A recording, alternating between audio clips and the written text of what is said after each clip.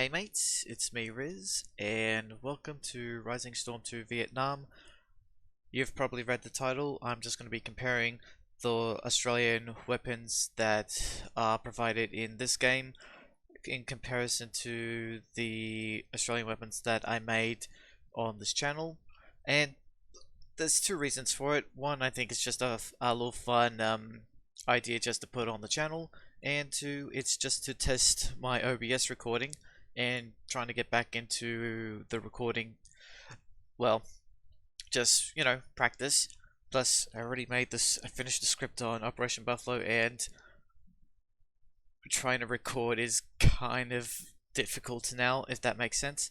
So we just go to boot camp, practice, and I haven't played this much, just like a few online games, and unfortunately I can't get into a faction where I become the Australian soldier. So yeah, we gotta pretend we're the Americans, the American guy. So yeah, and there's the M16. So I hope everything goes as planned. If it doesn't, well, we're just gonna have to. You're just gonna. I just hope you can bear with whatever happens when I do this whole recording. It's not scripted per se, but I hope you enjoy it as much as I'm gonna enjoy it by trying to describe this. So before we get to the ones that I've done the videos, the ones that have been provided is the L1A1, the L2A1, which is from the history of the Australian SLR. You can check that video out. Then there's the history of the Owen gun and the history of the F1 submachine gun. Now this one I recently drew is the Browning high-powered pistol. Now this gun is, if any American viewers notice, this looks very similar to the Colt 1911. There's another name for it, but everyone, you just remember it as the 1911. But and yeah, this is basically I wouldn't say a rip-off, just the design is pretty much more or less the same, except the high Browning. I keep calling it the high Browning, but it's called a high power. I'll just call it the Browning for short. So the high Browning pistol. Oh fuck! The high powered. Oh my god, I can't.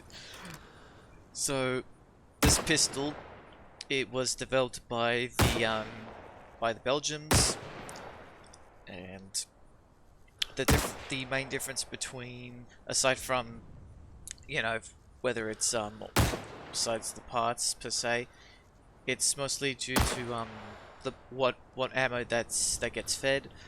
I think the 1911 takes the 45 ammo, while the high power pistol, the Browning high power, takes, I think, just takes the 9mm, and that's the same millimeter that's the same ammo as the F1 submachine gun takes, if I'm not mistaken. And the 45 is like, I think, a bigger pistol. So, and this high power has more. Like, how much is there? Like, there's already 1, 2, 3, 4, 5, 6, 7, 8, 9, 10, 12, 13, 14. Okay, so 13 in the magazine, 1 in the chamber, and I can't remember how many let's see, how many rounds you could fire off of the 1911, but it's a lot less than, but it is less than 13. I just can't remember the number. I want to say 7, but so we just get the binoculars and just bring out the pistol I made. As you can see, it's pretty much more or less of the pistol that I kind of used. Basically, this was the blueprint on how I made the pistol, though the cocking hammer is, well, not cocked, or maybe I have. It depends on if I drew a similar version. Think about me doing a lot of doing drawings of weapons, they go into the different marks, different versions of it. So most likely the one I've got, it's got the hammer up, so it's not likely going to fire. But you know, safety first and all that. But yeah, it looks. The pistol I have has a lot of guns. They usually have. I try to make some shapes have more brightness in it, just to make it more distinct, just to show the detail of it as best I can. But you know, and it looks pretty spot on, I would say. And yeah, let's say good pistol and all that. But you know what? I'm not the true expert on if the pistol is the best or not. But there would be a huge argument between which is better, the high power pistol or the 1911. Yeah. So let's go to. Well, next one we'll start with the Owen. For actual guns that I actually drew and made a video about. So I gotta say the Owen gun. This Owen gun here is different than the one I drew. Like, it's due to the wooden stock right here. They look like they jammed, they cut a bunch of holes in here just so they could stick this new stock in. And I think also the pistol grips right there and the forward pistol grip has changed into I think a different material. Maybe it's same material as the M16, like a hardened plastic type thing. I'm not sure what the right word for it or what material it is. I think it's like just like not it's not, I don't think it's hollow plastic, but or maybe it's just metal screwed on. If someone has the answer to that, by all means put it in the comments. But everything else is the same. The magazine is at the top. Everything looks more or less the same, though maybe taking a few liberties on my end when I made the submachine gun, because there was this little distinct little ring area that kind of showed the cylinder, just showing the little cylinder bit. Don't have the holes on the muzzle bit, so that's okay. So then, yeah, the sight is on the right side. Well, it sounds really... Okay, it doesn't have a targeting chain, but SMGs don't need, like... They don't need a targeting... they don't need a range adjuster.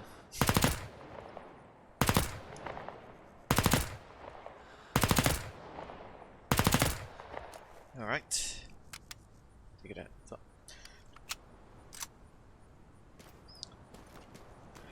Now... Okay, setting single. No. Alright.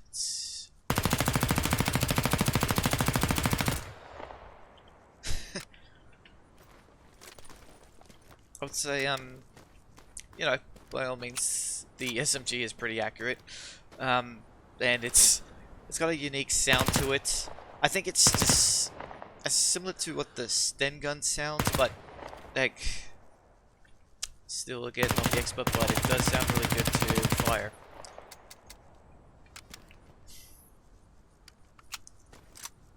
Okay, now next up we have the F1 SMG, and actually I think I made a small... There is a small error on my end when I drew it. It's that hold on. If you see... Wait. If you see this little end right here, this little flip up sight thing, I made the sight... The sight is closed. It's down to the barrel. It doesn't show up like that. Maybe I think I made the cartridge slanted, made the magazine a bit too big. But everything else looks more or less okay. I mean, I my hole bits a bit more brighter than they need to be, but you know, kind of, if you were to see, you know, it's was not 100% accurate, but you know, still fairly accurate, I'd say, on my end. It's kind of weird having I don't know, having an SMG have a bayonet with an SMG is kind of weird. Usually these guns are meant for spray, but you know, whatever makes whatever happens when designing them, it's, I mean, SMGs, that this was the point where the SMGs were going out of being handed to assault teams among with the rifle troops. They're great for, you know, spraying a lot of bullets, but actually, no, actually, this actually, someone in the comments who told me that someone in the comments who commented on the video said that the F1 SMGs were still in service until the 90s by the Royal Australian Armoured Corps, you know, the tank crews and any armoured crewmen. I would say I thought that they would just stick with pistols, but then again, if the Americans used the grease gun for their tanks, it's not surprising that the Australian Armoured Corps would have a similar case to that. This thing has a lot less recoil, and that kind of contributes to, well, not sure if this, maybe this is a bit circling around, but it does contribute to that the F1 SMG was really it was a really good SMG, an upgrade to a better version than the Owen gun, though they did see action. I mean, you know, supply and demand, and the creation of this was coming around the time when a huge adoption of a new rifle was coming, or long gun. But let's see how fast this can go. Huh. Not much recoil in this. Alright, hold on. Oh, there's no switch to this for selective fire on this game. No targeting.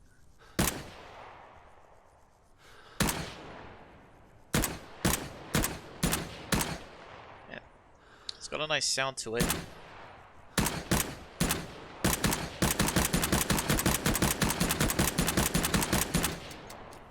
Okay, so, you know, good gun.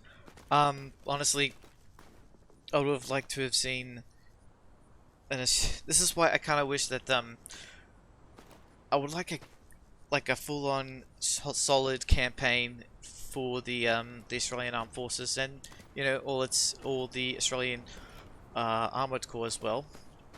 I mean, heck, I've pretty much drew all these, also their tank, and then working on one plane that's working with well, a plane that was used by the Australian forces during Vietnam, and it, ironically, it was also another plane. There's like, the Americans had a similar plane to one particular plane. I just can't remember it in particular, but I'm drawing a blank, but it has a C in it.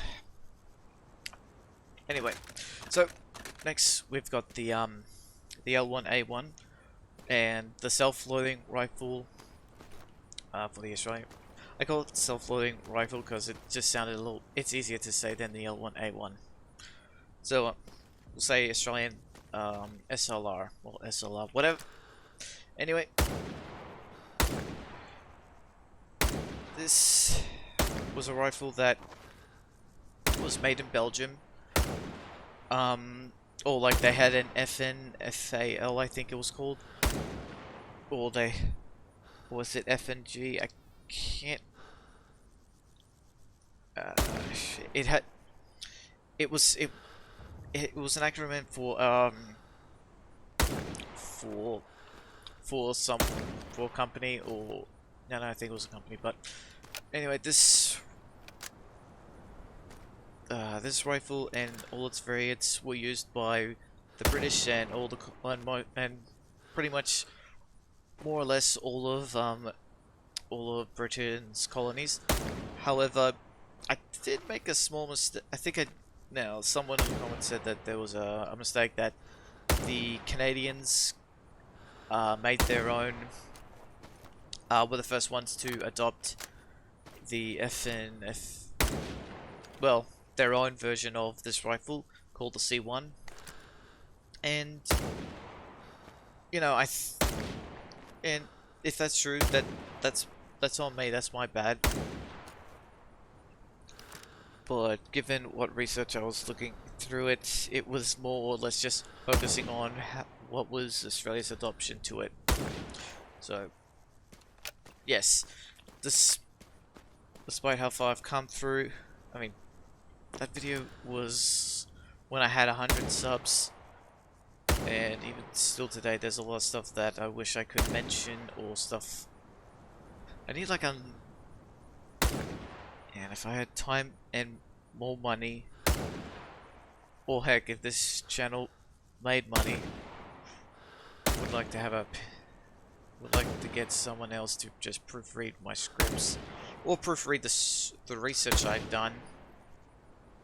But wait, sorry, I'm just anyway. You know, solid rifle and all, but we're here to compare. We're here to compare the weapons, so let's just take a quick look. Okay, so the holes that have been placed in this barrel here, it's a little bit different on how I put the holes into the rifle that I'm using here.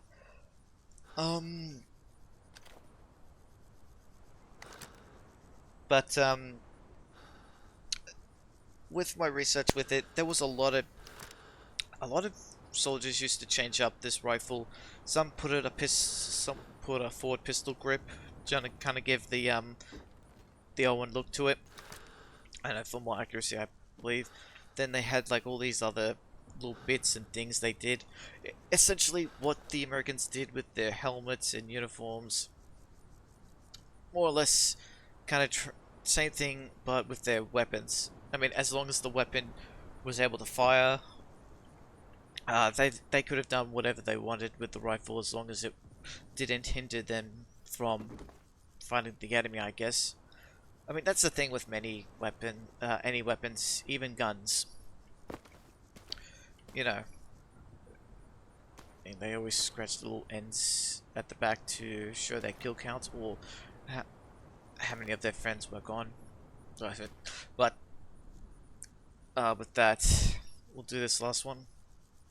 The L2A1, which is the machine gun variant, which is trying to make this gun a light machine gun, if a light machine gun class, or at least.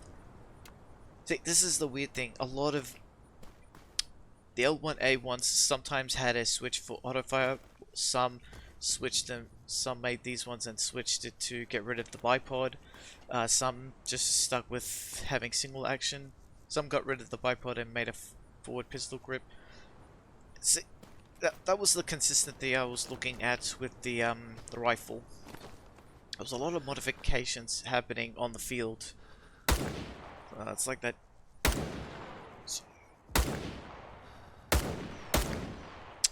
So if we just do. Okay. Good. So altogether pretty good. Though I think actually I think I remembered oh my goodness, if it's gonna be a little bit something showing up, I did make this, but for some reason I put holes in the bipod. At the time I didn't know that this was the bipod for the L2, but was because it looked like it was just part of the barrel, but you know, it was actually the bipod, which actually has like a telephone wire that's doing the whole thing. Huh. Interest, interesting. But you know, aside from some parts are just looking a bit more brighter than others to distinguish the design. All of it, I'd say, I drew them fairly okay. But wonder how this goes in auto. Oh!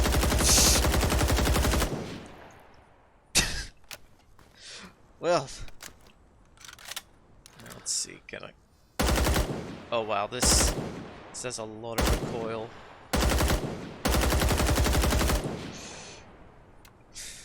That's why they got the bipod. Wait. Ooh, even the single action's not the best. So that's it. Thoughts, like just an overview thoughts. You know, I gotta give it to the guys who made Rising Storm Vietnam. Just able to at least get these weapons and fire them. I never would have seen a game that would use the Owen gun, or heck, even the F1 submachine gun.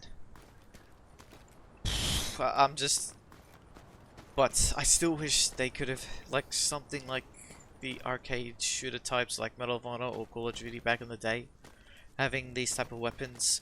But they're never gonna do this. They're never gonna do this because if they want to get the most money out of people, they would just do an American campaign. It's a shame. I mean, heck, this any Australian campaign is going to happen. It's most likely going to be something that has to be made by an Australian developer. Unfortunately, I don't have that tech.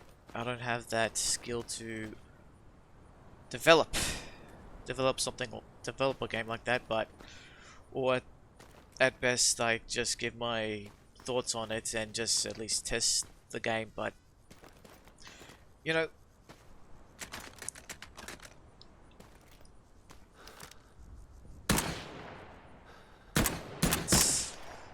it's just feeling a little bit bitter that,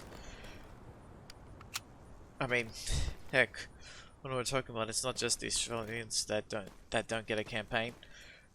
Let's just throw in the entire Commonwealth, the Indian Army, the New Zealand Army, the Canadian Army. I mean, technically they did have like a small bit of the campaign in Call of Duty 3, but heck, some voluntary armies, or heck, I don't think the Foreign Legion in France even has a game. I think. Actually, come to think of it, I don't think there's no game where there's the French army in World War II. You just get the resistance. That's it. No French army, or just like a French soldier just becoming part of the even larger army. It's always American, and then British, and then the French resistance. But then again, there was some case with the Polish, the Canadian, in Call of Duty 3. But anyway, on that on that little bit of sour note, that what may or may not come in the future. Thank you for watching to the end of the video. Please like and subscribe. It brings a smile to my face, and I hope this recording turns out well, and if it does, I'll probably do some more recording with video game footage on OBS. And now that I've got a chance to warm up in recording, I'll get a chance to do my recordings with Operation Buffalo. So I'll see you guys next time, and stay safe, everyone.